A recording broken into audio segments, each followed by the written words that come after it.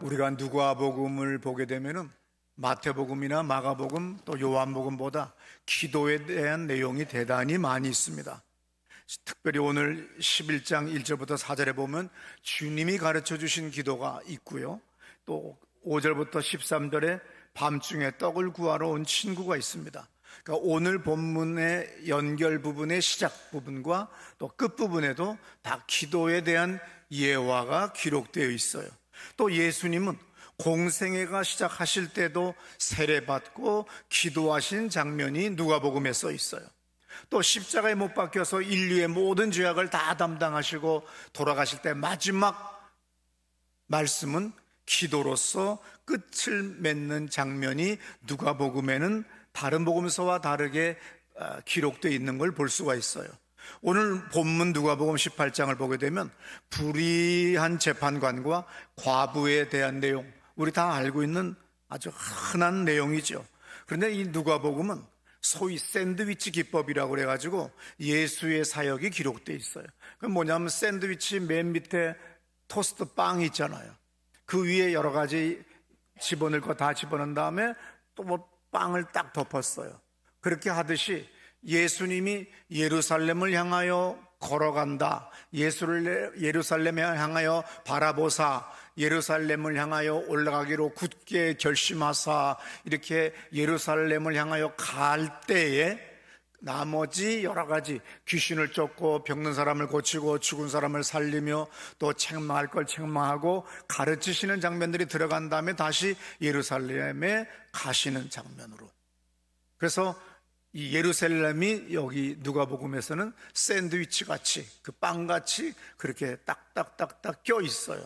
또 어느 성경을 보게 되면 여자들이 손가락질 당하고 천대받고 무시당하던 여자들이 믿음의 고백을 하면 남자들이 꼭 방정맞게 끼어들어서 한마디 하다가 예수님한테 책만 박는 장면이 그렇게 있어요. 이게 성경이 우리가 그냥 이렇게 막 보다 보면 구조를 모를 수가 있지만 이게 정확하게 어떤 구조가 있습니다. 오늘 예수님이 누가복음 9장 51절 보게 되면 예루살렘을 향하여 올라가기로 굳게 결심하시고 하면서 예루살렘으로 가실 때에 대한 이야기예요. 그러다 9장 53절에도 보면 예수께서 예루살렘을 향하여 가시기 때문에 이렇게 예루살렘이 다른 성경보다 더 많이 구체적으로 기록된 걸 볼 수가 있습니다. 저도 예를 들어서 내 방에서, 사무실에서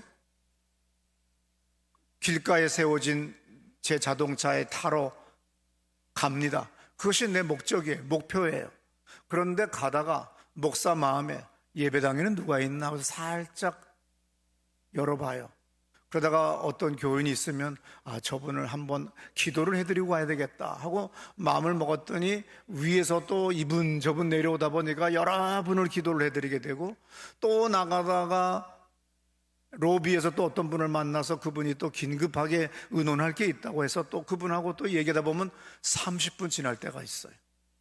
밥을 사 먹으러 나가다가 분명히 저는 콩나물 국밥집으로 가기로 했는데 어느 교인을 도중에 만나요. 근데 자기는 그게 싫대요. 또 그래서 거기서 바뀌어서 가다가 또 한 사람을 더 만나서 분명히 내가 저 어느 집에 갈 때 분명히 2명만 갑니다, 구석자리 해주세요 했는데 갈 때는 5명이 될 수도 있어요. 목사인 저도 가다 보면 도중에 예기치 못한 일들을 많이 만납니다.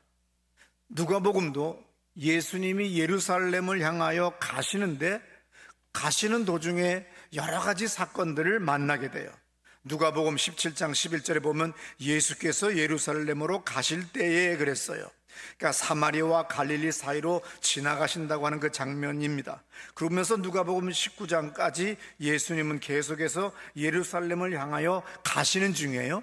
그러니까 17장부터 19장까지가 예루살렘을 지금 가시는 중, 그 안에 나온 사건들 중에 오늘 우리는 18장에서 나의 원한을 갚아달라고 하는 어떤 여자의 그 간청하는, 재판관에게 간청하는 내용이 거기에 껴 있어요. 근데 요 내용만 보면 누구든지 기도를 하다 보면 어려운 일이 있고 응답 못 받는 일이 있으면 당연히 간청하고 강청을 하면 응답 받습니다 하고 이렇게 요것만 똑 잘라 얘기할 수도 있겠지만, 사실은 이 내용이 왜 나왔느냐 하면 바로 직전 장에 17장에 종말에 대한 이야기가 나와요. 제자들이 종말은 언제 옵니까? 그랬을 때에 그 종말은 마지막 때는 어떠한 일들이 일어날 텐데 흔들리지 말고 믿음을 가지고 잘 굳게 지키라고 합니다. 그러면서 이 내용이 계속해서 나와요. 누가복음 18장 1절부터 보게 되면은 예수께서 그들에게 항상 기도하고 낙심하지 말아야 할 것을 비유로 말씀하여 그랬어요. 항상 기도하라고 그랬어요. 끊임없이 기도하라는 거지요. 유대인들은 하루에 3번 정해진 시간에 기도합니다.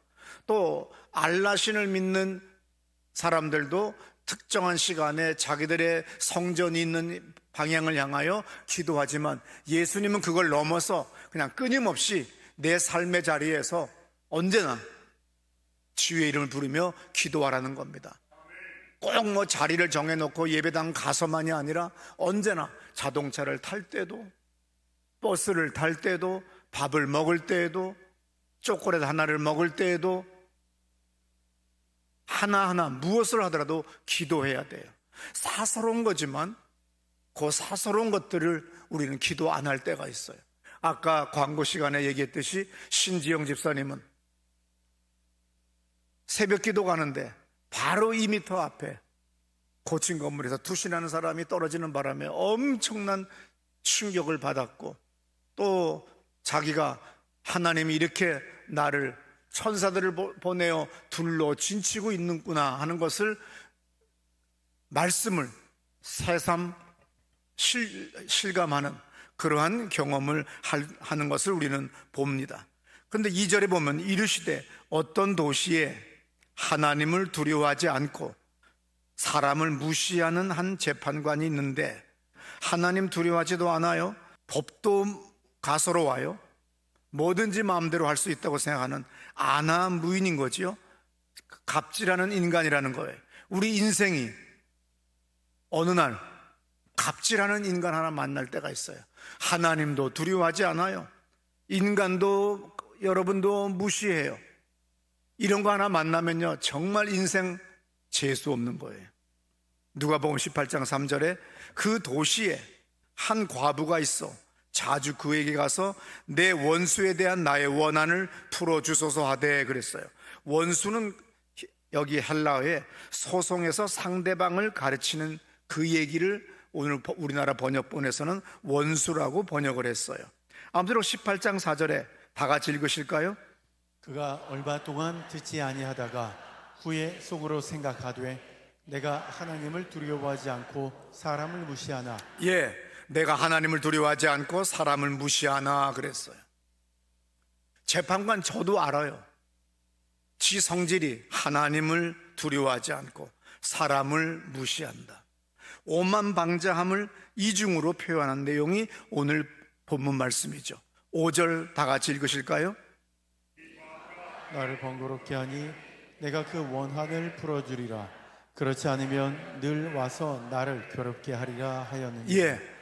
그러니 이 재판관이 가만히 보니까 내가 지금까지 아나무인으로 오만방자하게 살았는데 이 예편내는 얼마나 그냥 와붙이는지 막 징그럽고, 이제 이거 안 들어줬다가는 이거 내가 후환 생기겠네. 이 정도로 여자가 그렇게 강청을 한 거예요. 그래서 18장 6절이 중요합니다. 다 같이 읽습니다. 주께서 또 이르시되 불의한 재판장이 말한 것을 들으라. 주님께서 예화를 마치고 주께서 이르시되 불의한 재판장이 말한 것을 들어라. 불의한 재판장이 말한 것을 들으셔야 돼요. 7절에 하물며 하나님께서 그 밤낮 부르짖는 택하신 자들의 원한을 풀어주지 아니하시겠느냐? 그들에게 오래 참으시겠느냐? 오늘 예수님이 하시는 말씀입니다. 그 하나님도 모른다 그러고 사람도 무시하는 그 오만방자한 교만한 재판관도 이 여자가 그렇게 끝없이 강청을 하니까 들어주지 않니? 하물며 하나님은 안 들어주시겠어? 너희들이 기도하는 거, 너희들이 어려워하는 거, 너희들의 모든 문제 다 보셨고 들으시고 아시는 분이셔. 그래서 분명히 너희들이 기도하면 들어주시는 거야.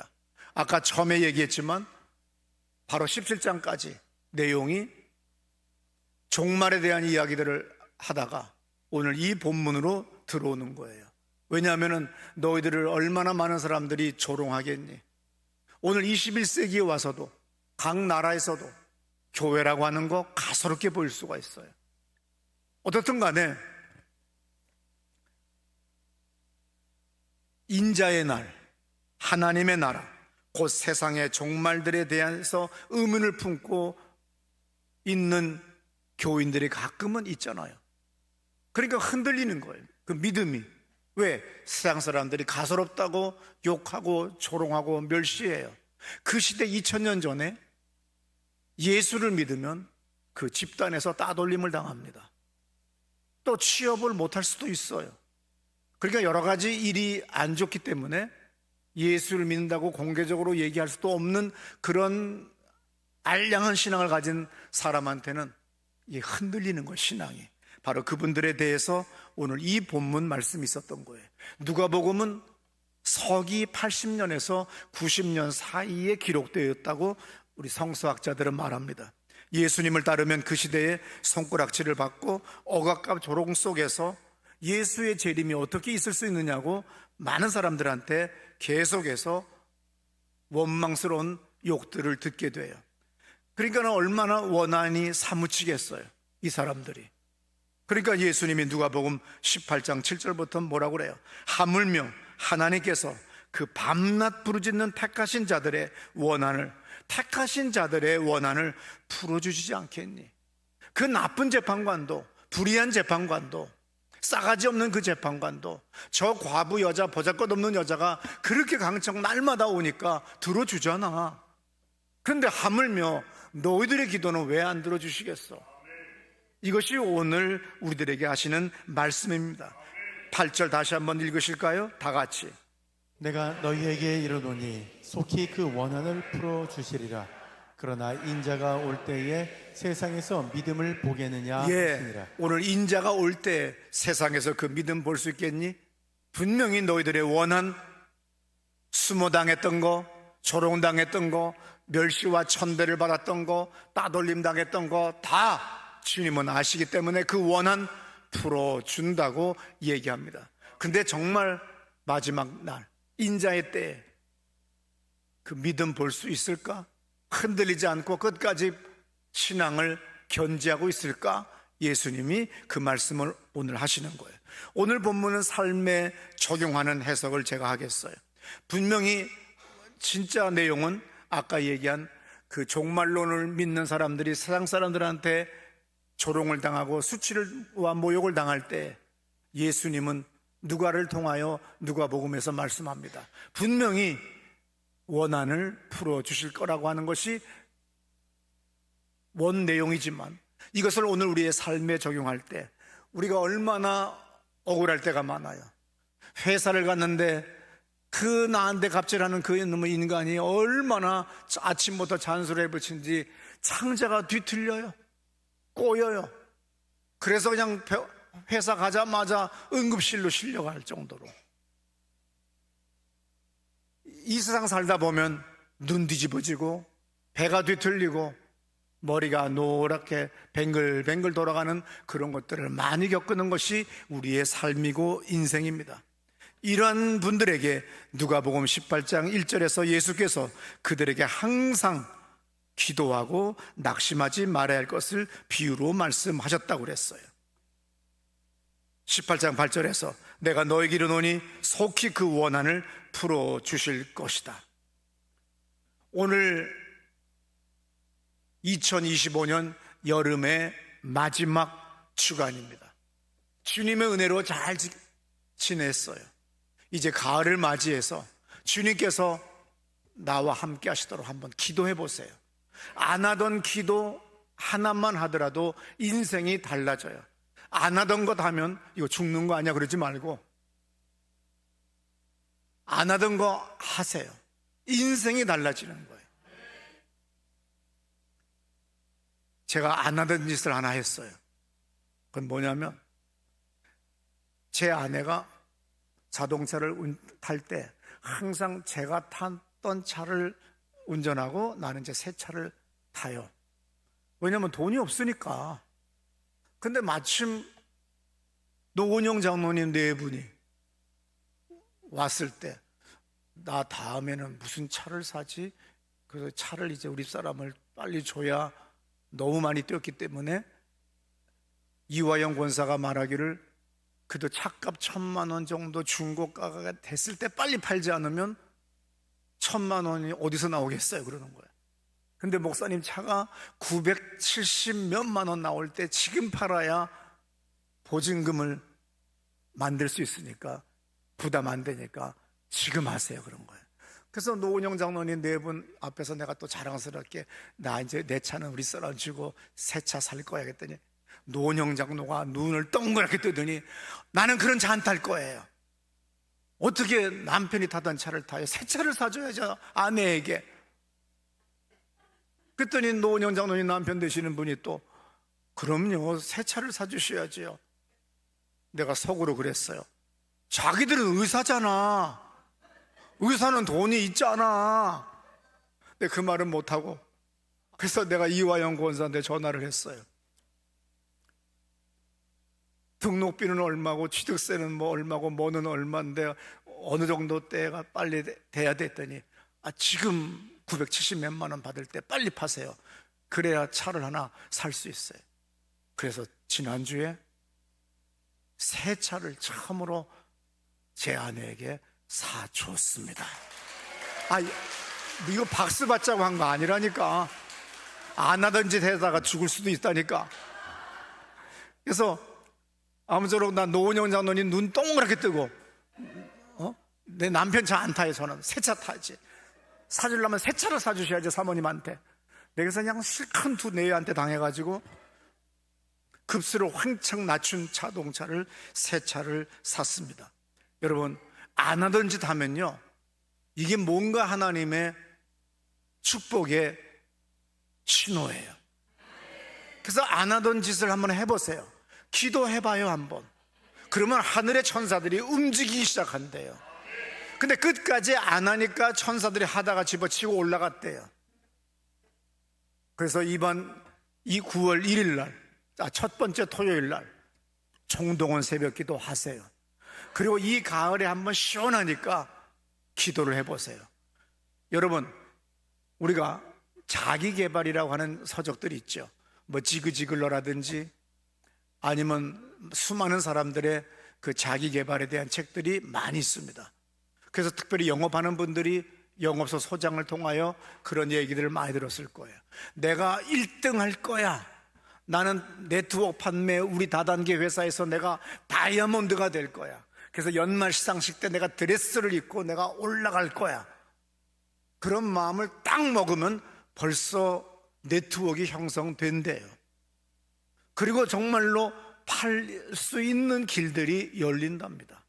하물며 하나님께서, 전능한 하나님께서 오늘 여러분들이 나는 하나님의 응답을 받을 거야, 나는 하나님의 은총을 이 가을에 나는 꼭 경험할 거야 라고 결심하고 기도를 시작하면 그것이 한 번 하고 끝내지 말고 하루, 이틀, 사흘, 나흘, 닷새 한번 해보세요. 안 하던 짓도 한번 해봐.